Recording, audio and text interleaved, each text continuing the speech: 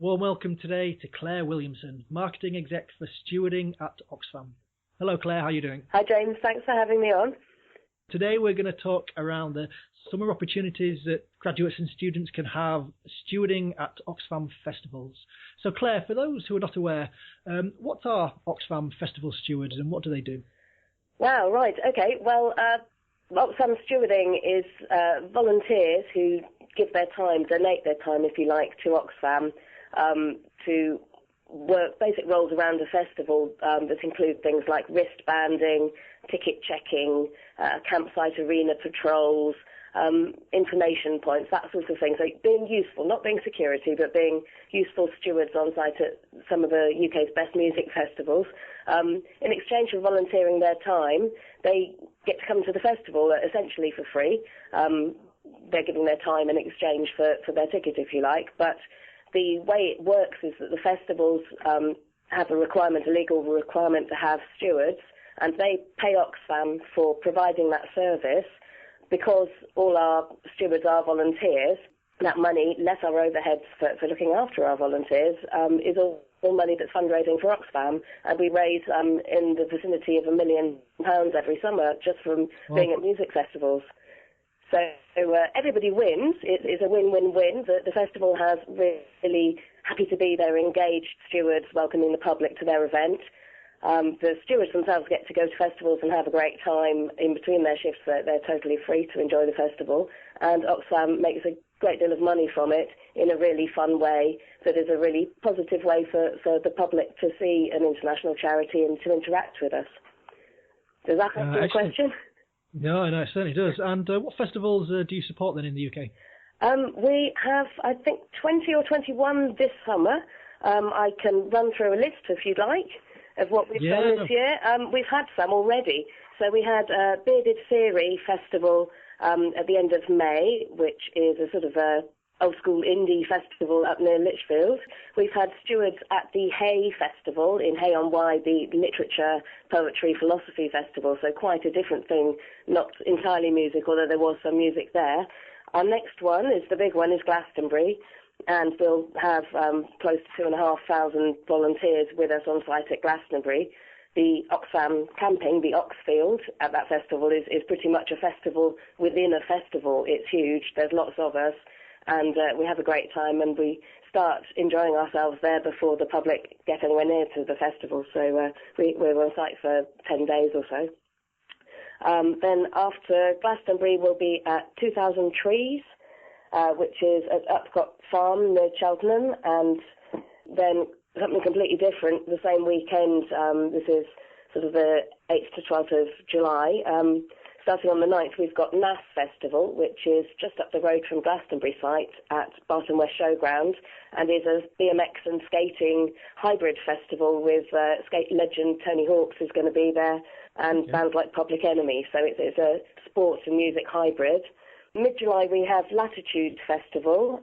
Then later in July, we have WOMAD, Somersault, Nostock, and Tramlines. Then moving on into August, we have Camp Bestival, which is the sister festival of Bestival, the well-known one on the Isle of Wight, and we do both of those. Bestival itself is in September. It's the last one at the end of our season. But after Camp Bestival, we have Boardmasters in Cornwall, another music sports hybrid festival, which is surfing. It's a surfing competition and also has an arena, and that's a lovely seaside festival to go to. Then Boomtown Fair, massively popular, growing festival in the UK. Then Beautiful Days, which is the Levellers Festival. Then really at the end of our season, we have the big hitters. We have the big bank holiday weekend where we have 3 different festivals simultaneously. We have crews out at all 3. That's Reading and Leeds, obviously, which are 2 halves of the same big festival, great rock, and now some dance music as well, festival there. And Shambala, which is quite alternative, happens at the same weekend. And then at the end of the season, we have Bestival on the Isle of Wight, as I mentioned, which is huge. It's the second biggest festival after Glastonbury that we do. And we take 1,300 stewards, I think, to that one as well. And that's a great party being at the end of the season too. Wow. So how many stewards would that be over the course of the summer? I am looking at recruiting festival campaigns teams as well as stewards, and in total I think it's somewhere around 8,500 festival volunteering places that I'm responsible for recruiting this year, which is no mean feat. It won't be that many people because lots of stewards do multiple festivals. So I'm looking for those 8,500 places to be filled by approximately 6,000 people. We encourage people to fill their summer with festivals because they can pay the deposit when they apply and then do lots of festivals. They don't have to pay again for each one. That one deposit will cover you for the whole summer. And we've got some people taking the 12-gig challenge this year. They're actually doing 12 festivals and going from one to the other throughout the summer holiday, which is immense. I think I'd be exhausted if I tried that. But people do. And we do have folks that do, sort of 3 or 4 and spread them out over the summer period and really do fill their summer with festivals. Well, that sounds an amazing opportunity and lots of fun. I think you might need a new liver at the end of the 12 festival challenge. Well, yeah, or a new back. I think that much camping, airbeds and things would do me in. But then some of our stewards are a lot younger and fitter than I am. So you mentioned that stewards are free to go see the festival after the end of their shift. What does an average shift look like? How long would it be, and how many are there over the course of each festival? So the average is 3 8-hour shifts over the course of the festival. It's actually in reality 8 and a quarter hours because we have a 15-minute handover at the beginning of every shift. But that's essentially 24 hours worth of work in your week on site, and we would normally be on site at the festival from the Wednesday before the music starts through to the Monday after, on the assumption the festival starts and runs Friday, Saturday, Sunday, with members of the public arriving on the Thursday. So we're there a day before and we leave a day after, and within that whole period you'll have 24 hours worth of work, but are otherwise completely free to enjoy yourself. So it's not a massive commitment. Yeah, and I guess those shifts can be spread over day and night? Yeah, normally people will find that they have one morning shift that starts quite early and runs through till early afternoon, and then the next one would be the afternoon into evening shift, which finishes quite late, and then the overnight shift takes you from late evening through to the following morning. So you normally end up with one morning, afternoon and night shift. And the overnight shifts, I think some people find them quite daunting until they do the shift and realise that actually it's great fun. The night shift can be hilarious. Sometimes the revellers that you see and the things that you witness, it's hilarious people spotting time. After having been to Glastonbury a couple of times, I can guess that's true. Yes, especially at Glastonbury. One of my favourite memories from stewarding myself years ago was a conversation with a member of the public who was trying to blag his way into the car park. To get out of the gate, he was quite determined that he was going to chat us up to get into the car park, and I think he was attracted by the lights. I have no idea what he'd taken, but he entertained us for hours. And sort of wandered off into the car park, did a little dance and collapsed in a heap on the floor. We just let him sleep it off, I think. That'd be a wise move. Yes. What sort of skills are you looking for from a steward?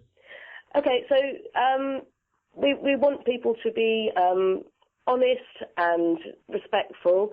Obviously, it's nice if they're already an Oxfam supporter, but you don't have to be involved with the charity in any other way.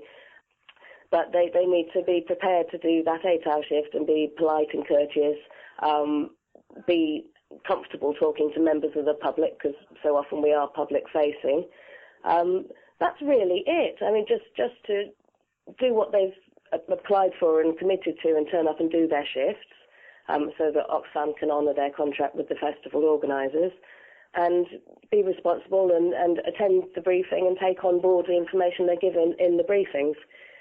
We don't expect people to come knowing exactly how to do it, and we do provide full training, and every steward is asked to attend a 3-hour training session before they go to the festival, and those are held all over the UK. It's part of the application that you register for the session that's nearest to you. And then on site as well, we have briefings for people to listen to information that's specific to that festival. But apart from attending those and turning up and doing the work, just to be decent human beings, really, that's the only prerequisite. And a minimum age of 18, I should add. And we talked just before we started recording about Glastonbury and how popular it is. What are the top tips that you give listeners so that their application is successful, not only for Glastonbury but also for the big festivals more generally? Well, the best way to make sure that you can secure your place at the festival that you really want to go to, and especially Glastonbury, which fills in minutes when we open our applications on launch day, is to just start stewarding at other events first with us. So if you do 2 festivals with Oxfam this summer, that will get you onto a priority application list next year, and you'd have a chance to apply early before we open applications to the public. And that means then that you do have a chance to sign up for Glastonbury at your leisure, without having to sit by your screen manically hitting refresh, as so often happens on public launch day. You can relax and apply at your leisure. There's usually a week or 10-day window for priority applications before we open them up. So doing 2 festivals this year is the surefire way to make sure you can go to Glastonbury next year. If you don't and you try applying next year, then you'll be up against a few 100,000 other people trying to do the same for a limited number of places. So it's first come, first served. It really is luck of the draw on the day, and being there in the first 10 minutes and very quick at filling out forms. And you talked earlier around having a dedicated campsite at Glastonbury. Is that the same for all of the festivals, or will you be pitching a tent with the general public? Usually not with the general public. That's pretty much consistent. At Glastonbury, we very much have a secure area that is unique to us. And at most of the bigger festivals, that is the case, that we have a separate Oxfam area, and we have ID cards, and you need your ID for Oxfam to enter that field, so it's that little bit more secure than public camping. But depending on the event, we might be in with other crew. We don't always have a fenced-off Oxfam bit. We might be in crew camping and separate with our own marquee. Oxfam will always have its own marquee and provide catering. We provide meal tickets equivalent to your number of shifts. So you have 3 shifts, you have 3 meal tickets. We'll always make sure there's access to showers. The toilets in crew areas tend to be a lot nicer than in the public camping, because it's just us using them. We also provide in our marquee urns for hot water with free tea and coffee, so there's an endless stream of tea and coffee happening, occasionally hot chocolate if you're lucky, and phone charging as well. We put in power banks so that our stewards can charge their mobile phones, which I know the public would be very eager to have in the rest of the festival. But the reason that we do that mainly is so that we can make sure we can contact our volunteers if we need to throughout the festival, and that they don't run out of charge and then go off radar completely. Finally, Claire, what would you say is the best thing about being a volunteer at a festival with Oxfam? The best thing is the people, really. It's so much fun. I started volunteering as a steward way back in 1995 when I was a student.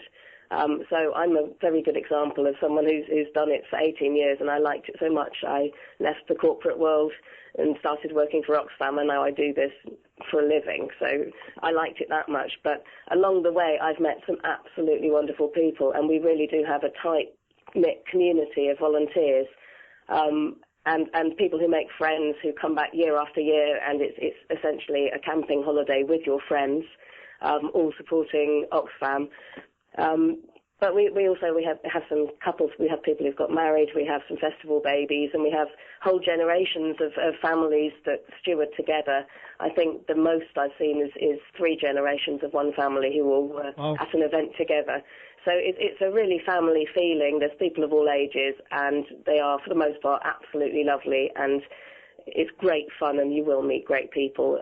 Lots of people volunteer on their own. They're not on their own for more than 5 minutes before they've met some people and made friends. Excellent. And what is the best way for people to find out more about stewarding with Oxfam? The single thing that they need to do is go to the website, and all the information is there, including which festivals we're at, how much space is left, and which ones are closed and which ones are still recruiting, and so on. And the website address is oxfam.org.uk/stewarding. If that's a little bit difficult to remember, the quick way to get around it, if somebody's got their phone and text the word steward, STEWARD, to the number 70066, they will get a free bounce back text with a link to the website in it. So if remembering the URL is not going to work, just text steward to 70066 and you'll get a text back which will give you the link. Excellent, that's great. And all the links and everything we discussed will be in the show notes. Wonderful, thank you ever so much.